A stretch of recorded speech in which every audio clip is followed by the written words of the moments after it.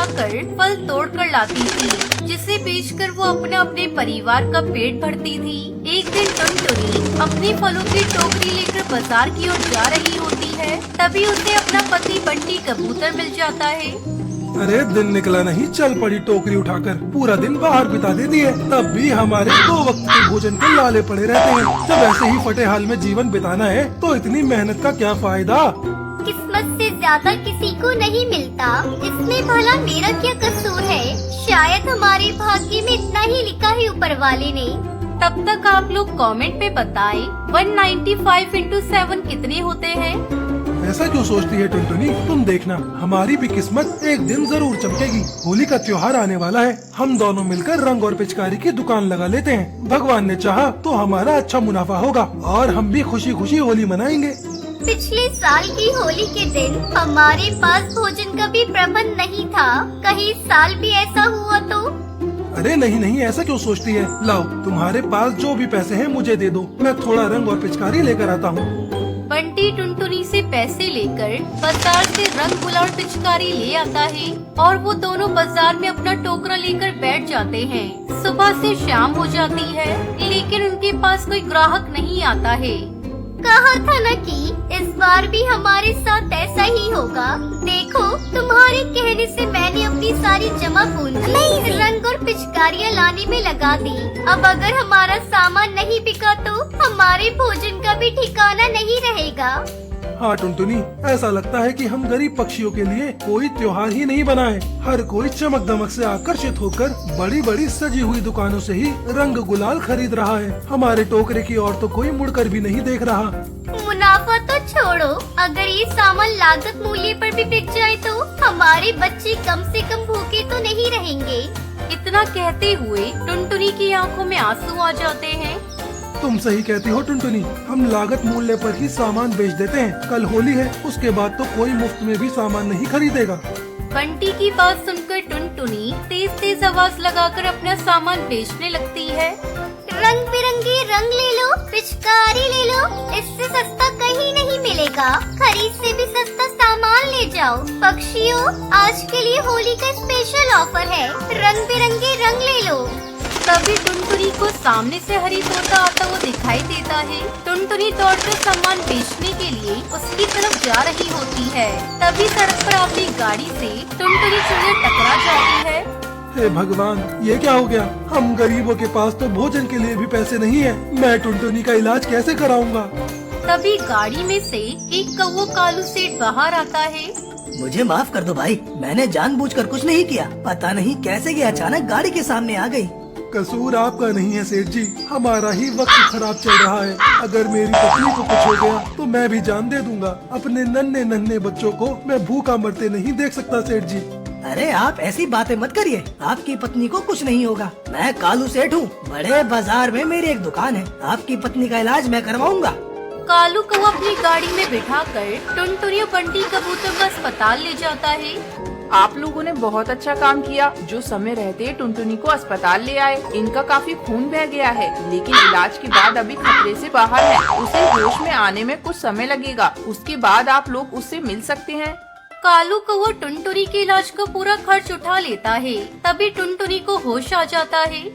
अरे, मैं यहाँ कैसे आ गई? जाने दो मुझे। अगर मेरा सामान नहीं बिका तो मेरे बच्चों की भूख से मौत हो जाएगी। तुम्हारा एक्सीडेंट हुआ था टुनटुनी, वो तो शुक्र है कालू सेठ का जो उन्होंने तुम्हारा इलाज करवाया, नहीं तो पता नहीं क्या हो जाता।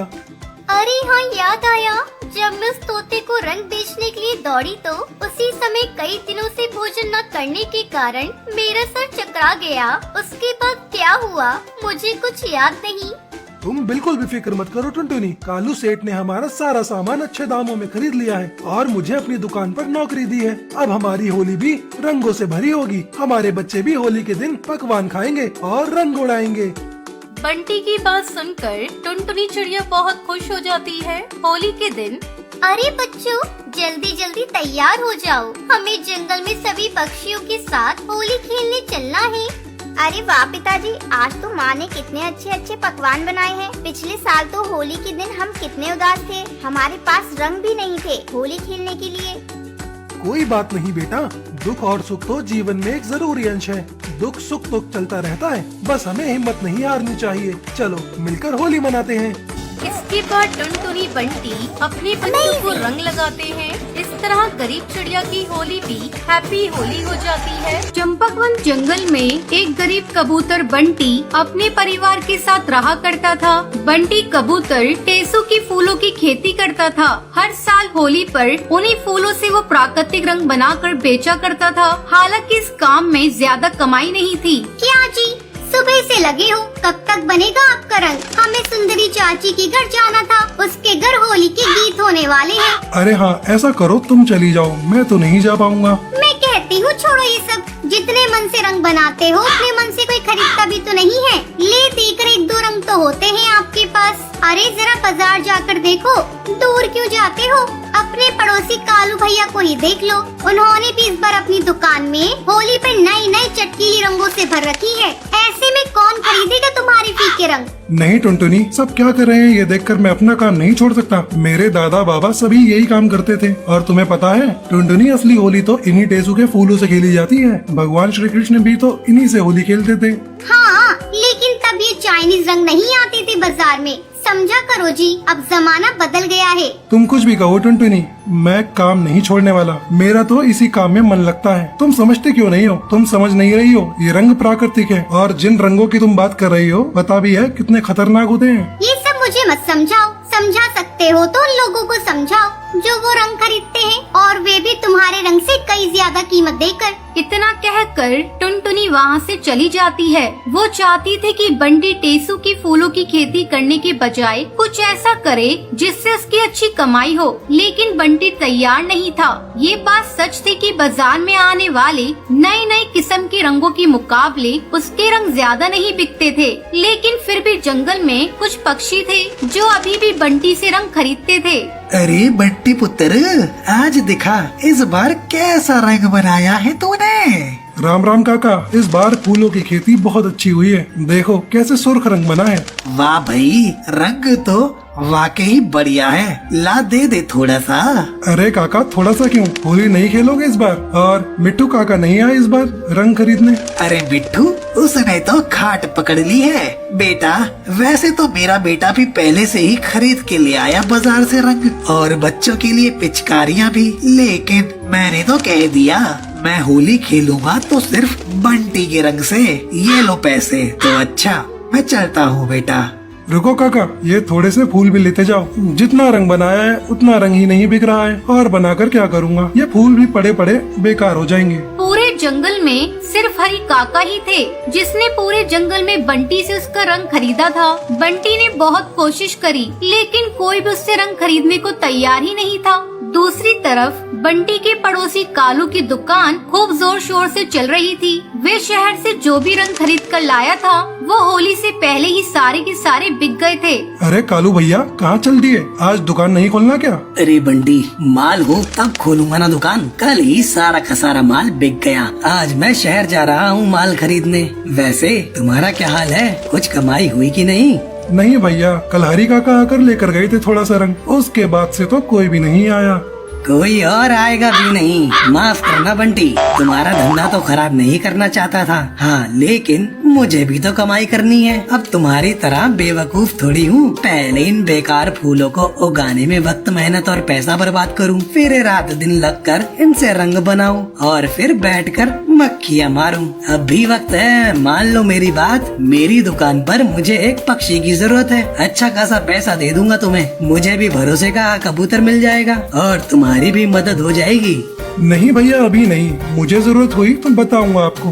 अरे रहने दो बंटी, तुम तो उल्लू हो उल्लू, कुछ नहीं हो सकता तुम्हारा। इतना कहकर कालू कौवा वहाँ से चला जाता है। ऐसा नहीं था कि बंटी को कालू की दुकान पर काम करने से एतराज था, लेकिन सच तो ये है वो अपना पुश्तैनी काम नहीं छोड़ना चाहता था। लेकिन वो जानता था एक न एक दिन पूरा जंगल उसके फूलों की और उसके बनाए गए प्राकृतिक रंग की अहमियत जरूर समझ जाएंगे। देखते ही देखते होली का दिन आ गया। हर तरफ होली की रौनक थी, लेकिन बंटी कबूतर के घर ऐसा नहीं था। मैंने तो पहले ही कहा था, फालतू काम छोड़कर कोई और काम देख लो। अरे कालू भैया की बात मान लेते, कम से कम त्योहार वाले दिन तो खाली हाथ नहीं होते। अभी आते ही होंगे सब पक्षी होली मिलने के लिए। क्या खिलाएंगे उन्हें? अपना गोलू बेचारा भी रो रो के सोया है। उसके सारे दोस्त पिचकारी से होली खेल रहे हैं और उसके पास तो कुछ भी नहीं है।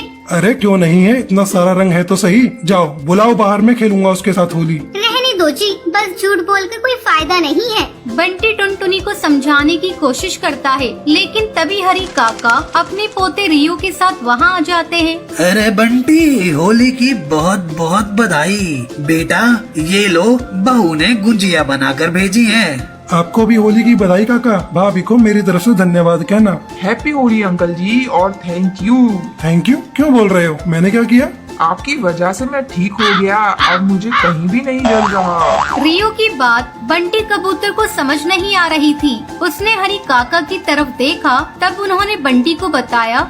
बिल्कुल ठीक कह रहा है। ये पहले 2 दिन खूब होली खेल रहा था। तुम्हारे पड़ोसी कालू की दुकान से लेकर गए थे, ना जाने कैसा तेजाब जैसा रंग दे दिया। इस कालू ने बच्चे की नाजुक खाल जल सी गई। इतना रोया कि कुछ पूछो मत, पूरा शरीर जल रहा था इसका। अच्छा फिर क्या हुआ? डॉक्टर के पास लेकर गए होंगे। इसका बाप तो ले जाने वाला था, लेकिन मैंने रोक लिया। तुमने जो टेसू के फूल दिए थे ना, उन्हीं को पीसकर पूरे शरीर पर लगाया तो देखो शाम तक बिल्कुल ठीक हो गया। क्यों रियो बेटा, ऐसा ही हुआ था ना? हाँ अंकल, आपके फूलों में तो जादू था। मैं एकदम ठीक हो गया और उसके बाद मैंने खूब होली खेली, वह भी उन रंगों से जो दादाजी आपके पास से ले गए थे। बहुत ही मजा आया। हाँ बंटी, मेरे घर में तो सबने तय कर लिया है, तुम्हारे बनाए गए रंगों से ही होली खेलेंगे। इसलिए तुमसे और रंग खरीदने आया हूँ। लाओ दे दो जरा, इस बार थोड़ा नहीं बहुत ज्यादा। हरी काका की बात सुनकर बंटी की आंखों में आंसू आ जाते हैं। वो काका को रंग बांध कर देता है। फिर थोड़ी देर बाद कुछ और पक्षी भी आते हैं और बंटी से रंग ले जाते हैं, साथ ही टेसू के फूल भी। जंगल में जिस किसी ने भी कालू की दुकान से रंग लेकर होली खेली थी, उन सबको एलर्जी हो गई थी। जैसे ही सबको रियो के हुए फायदे का पता चलता है, तो सभी उसके इलाज के लिए बंटी से उसके फूल ले जाने लगे। देखते ही देखते सारा रंग और फूल बिक गए और ये सब देखकर टुनटुनी बहुत ही खुश थी और साथ ही साथ शर्मिंदा भी। मुझे माफ कर दीजिए जी, मैं गलत थी। बाजार के रंग आपके बनाए हुए रंगों के आगे कुछ भी नहीं है। और ये फूल मुझे तो पता ही नहीं था ये इतने काम के होते हैं। हाँ टुनटुनी, टेसू के ये फूल सिर्फ रंग बनाने के काम नहीं आते, बल्कि इनसे कई तरह की दवाइयाँ बनाई जाती हैं। इनसे खाल पर होने वाली कई बीमारियों के इलाज हो सकते हैं। बाबा ने बताया था मुझे। बंटी की होली भी अब फीकी नहीं थी